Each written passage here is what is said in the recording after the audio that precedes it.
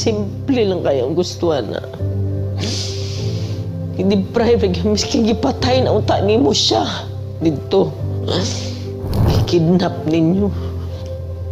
Mag-80 years old na guna siya.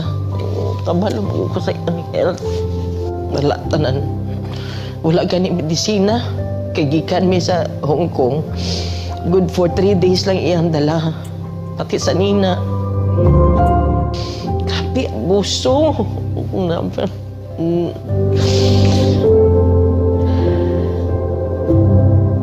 Grabe.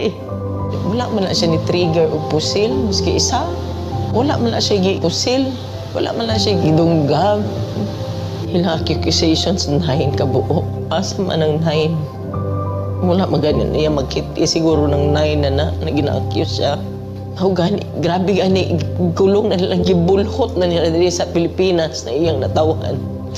Yung anak pag ginabuhat diri sa mga. Di ko katulog, dili ko makapuyo sa among sariling balay. Balo ka ba? First night na ako gikan sa katong pag-abot na mo uguan. Wala lang ko nakauli sa among balay. Plano-plano na lang ko asa ko matulog. Nangiyo lang ko.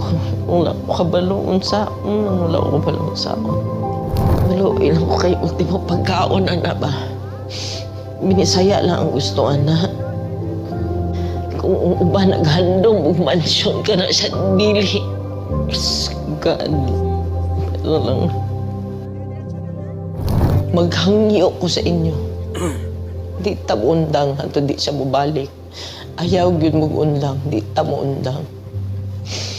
Please continue to pray for him. And for us, nga maunsa na mo ni.